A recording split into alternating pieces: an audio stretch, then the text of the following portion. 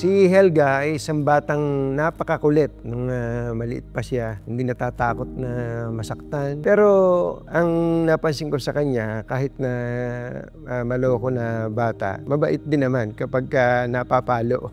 When we were kids, we kind of mimicked each other. Nagkaroon na po ng era na naging evident na po yung age gap namin ni Helga. Dahil po doon, dahil nag-iiba na po yung interest namin, mas madalas na po kami nag-aaway. Nung 9 years old to 10 years old, doon siya naging parang, ewan, di namin malaman kung ano yung naging ugali niya na yon. Dumating nga isang pagkakataon na nung nagwala siya, parang sinasapian yata ako itong bata na to. Hindi siya mapigil. Nagdesisyon kaming mag-asawa na pauwiin siya sa Nueva Ecija. Yung exile ba, kahit na masakit sa kalooban namin, pinauwi namin kay Nanay Benny doon sa San Mariano. So, kapag kinukwento sa amin ni Nanay over the phone, siyempre, nakakaiyak din. Mga 1 linggo lang mahigit yun. Sabi ko, Rosel, paluwasin na natin. Hello, pwede niya na po ako kunin. Pag nagtantrums po ako ulit, o may ginawa po akong masama, dito na po ako forever. Alam mo, pagdating dito sa Maynila, parang ibang Helga yung nakita ko. No? Tingin ko yung experience ni Helga na yun ay natuto siya ng malaki dahil sa nakita ko sa kanya yung pagiging mas responsable. Ang gusto niya, may ginagawa siya pagkabababayan. Ate, ano po ba pwede kong itulong? Ganun. Turuan niyo po Eka kung magluto. Tapos turuan niyo din po Eka kung maglaba. Nagdadalaw kasi ako bilang guro sa pagsamba ng kabataan. Ano? Naisama ko minsan tong magkapatid na to. So sabi ko, manalangin tayo. Alam mo, nanalangin si Helga. Naiyak ako eh. Ang tema ng panalangin ni Helga, sabi niya kung papaano po kami nagiging masaya bilang mga bata. Sana ganun din maging masaya itong batang ito. Sabi ko, maganda puso nitong si Helga.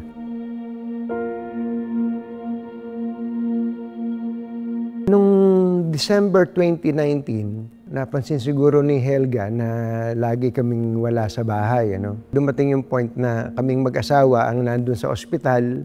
Si Helga lang yung naiwan sa bahay. Hanggang sa sinabi na namin na may malubhang sakit yung kapatid niya. Ang alam ko po nga yung saging reaksyon niya yung naglakad-lakad siya sa bahay, nahawakan yung mga picture ko, na family picture namin. Alam niyo po yung nagmumuni-muni na nga po siya, tapos umiiyak siya. Number 1 po si Helga, ayaw na nararamdaman na iba po ako sa kanila. Lagi po siya nagtitake initiative na iyayaan yung mga cousins na mag-sleep over sa bahay para daw masaya ako. Nag-nap po ako ng isang beses. Naramdaman ko po na parang pinakikialaman nila yung unan. Narinig ko po si Helga na parang sinasabi na, dali, tanggalin mo yung mga naglalagas na buhok ni Achi, paano di niya makita, ganon. Kasi alam po ni Helga na kapag nakita ko yun, maiisip ko na baka may sakit ako ulit. Sobrang na-touch po ko dun kay nila Helga dun. Siyempre si Achi may gamot na pang sa bahay. Chobe, ikaw magpainom kay Achi ng gamot. Kasi si Achi kasi noon parang si Helga lang pinakikinggan niya eh.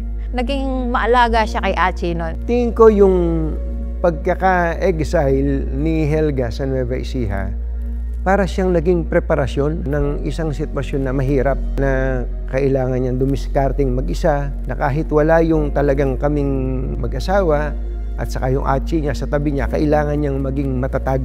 Noong December 2021 na nalaman namin na si Zoe, nakala namin napapagaling na, yung kanyang karamdaman ay mas dumubha pa, so kinailangan naming magpunta ng Singapore. Nung binanggit namin yun kay Helga na kailangan siya sumama, hindi rin siya nagtanong. As in, instantly, ang sagot niya, kailan ba tayo aalis?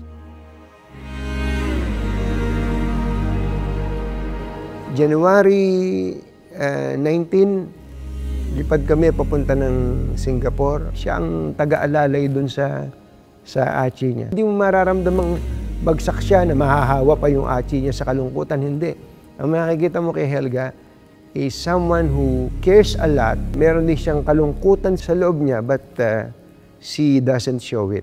So yung I'm in charge attitude niya, ramdam na ramdam ko during that time. For an entire week, di ako nagigising. Parang, kasi I was restless na po eh. Hindi ko na po alam kung saan ako huhugot ng lakas po gano'n. So parang, yun na po yung time ng buhay namin na parang siya na po talaga yung naging ate po sa aming dalawa. And that's the kind of maturity that she had to attain at a young age na I don't think I would have ever gotten if the roles were reversed po gano'n. Pagdating po namin ng kwarto, flow as in blood clots na po yung lumalabas sa ilong ko, nagsusuka na po ako ng dugo. I feel like this is gonna be the end of my life. Non-stop yun. Yung dumudugo na yung ilong. Kaya sabi ko, wala na.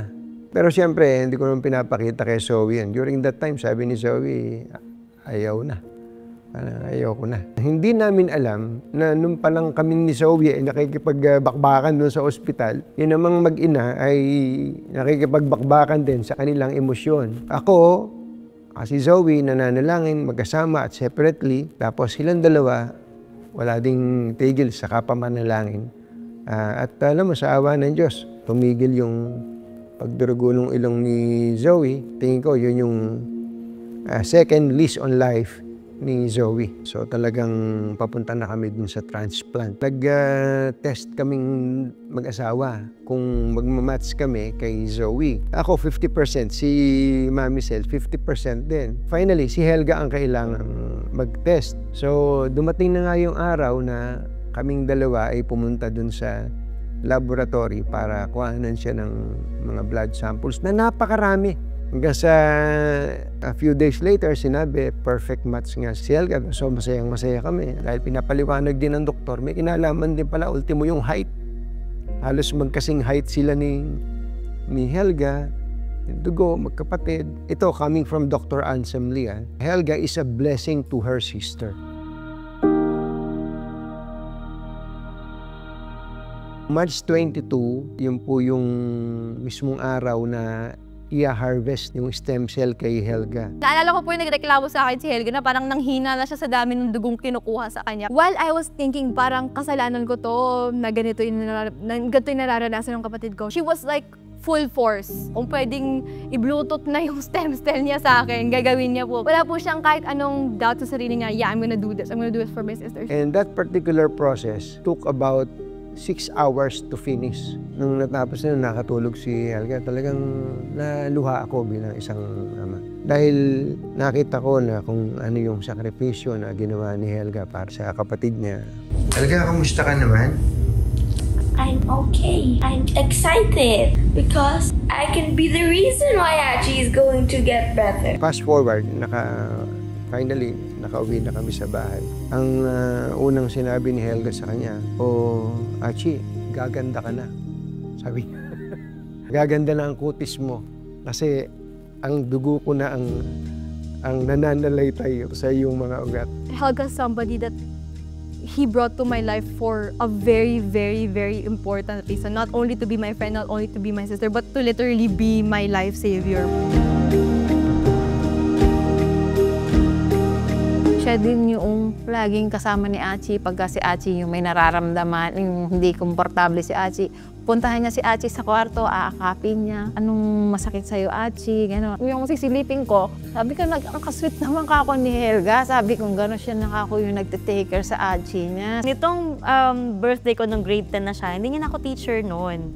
Pero nagulat ako kasi hinanap niya ako, tapos nagbigay siya ng bouquet na flowers sa akin. So, tuwang-tuwa ako nun kasi sabi ko talaga itong batang to, napaka-sweet na bata. Isa si Helga noon sa nakikinig talaga sa akin. Every uwian or break time, pumupunta siya sa akin, malapit siya sa akin. Eventually, we became close. So sabi ko, kailangan niyo lang kilalanin yung batang ito. Kasi itong batang to, oo, sige sabihin na natin na medyo strong siya on the outside. Pero pag nakilala mo siya, sobrang bait niya, no? Sa klase naman, si Helga, well, wala akong masabi, matalino talagang bata. Pag nilagay niya yung sarili niya o yung isip niya sa isang bagay, gagawin at gagawin niya talaga yon. So hindi siya takot na manindigan sa kung ano yung pinapaniwalaan niyang tama. Minsan nag-uusap kami. Sabi ko gano'n, siyempre may asawa na ako. Halimbawa, kung magkaka-baby ko, sabi ko gano'n. Siyempre, okay ako para alagaan ko yung baby ko. Kami na eka mag-aalaga sa baby mo. Sabi ko gano'n, baligtad na yata. Sabi ko, kayo inalagaan ko. Kayo naman ako mag-aalaga sa baby. Mas kilala po ni ate sarili ko nga sa akin. Kaya, gusto ko po sabihin, I love you. Miss ko po kayo. Mas naramdaman ko po talaga kung gaano po siya ka-appreciative na nabuhay po ako. Mag-send na lang po siya sa akin ng mga TikTok na parang, "Hi Achi, thank you for being alive. Like, thank you for staying alive." Ang naging aspect or like trait na nakuha po niya from that experience was that once she has the abilities or if she has the chances to help, she will help. At yung sitwasyon na yon sa buhay namin ay ipinihit ng Panginoon Diyos para lalo kaming maging mapagtiwala sa Kanya na lahat ng gagawin namin ay para sa Kanya. Nakita mo kay Helga, siya ay lalong naging mananampalataya. Kwan lang, masaya siya sa ginagawa niya. All for the glory of the Lord. Naging proud kami dahil lumaki siya na laging handang tumulong, handa silang matuto sa lahat ng bagay. May mahirap man o madali. One of the greatest things no, na nakita ko kay Helga na na-impart niya sa akin is yung pagiging selfless niya. Itong batang ito, sobrang laki ng puso niya. Helga no, is living the most out of her life no, with a heart full of love and joy.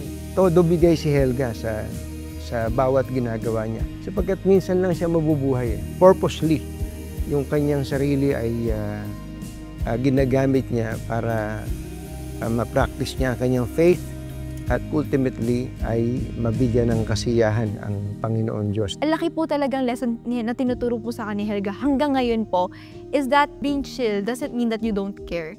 I learned from her po na parang to take it easy. I owe my life to God. I owe my life to Helga, who has always been my superhero, and I owe it to Helga to live in the moment. I'm so grateful for your life, Helga. I literally can't live without you, and I wouldn't be living right now without you. So you are one of the most genuine and most kind people in the entire world, not only that I know, because you have such a big heart, and know that if there's one person in the world who will always be cheering you on, it's gonna be me. I love you so much, and happy 16th birthday.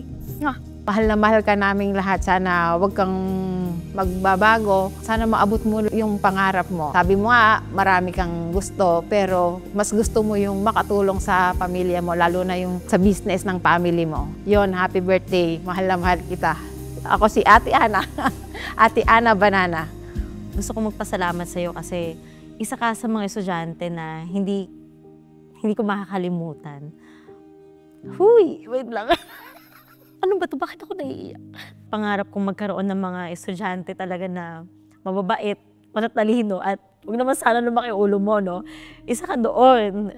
At namimiss kita sa totoo lang kasi so far, wala pa akong na-encounter na estudyante katulad mo, no? Matalino, mabait, sobrang thoughtful, sobrang caring. And wala akong ibang gusto para sa'yo kung hindi maging masaya ka sa buhay mo, sa lahat ng aspeto ng buhay mo kasi sobrang deserve mo yon. Sobrang deserve mo yun sa kung paano ka maging selfless, no? Sa kung paano ka maging sobrang mapagmahal. Deserve mong maging masaya, and kung makaranas ka man ng mga problema sa buhay mo, sana hindi mo makalimutan na tumawag sa Kanya, lumapit sa Kanya. Excited ako makamit mo ang lahat ng pangarap mo sa buhay. Helga, alam mo naman, tayo lang magkamukha dito sa mundo na to. Sabi mo nga, ako ang best friend mo. Mami, huwag ka na magtatampo. Ako daw ang best friend ng iyong anak. Tandaan mo, yung lagi kong sinasabi, all the time, ikaw ay maging mabuting tao at maging mabuting lingkod ng Panginoong Diyos. Happy, happy birthday!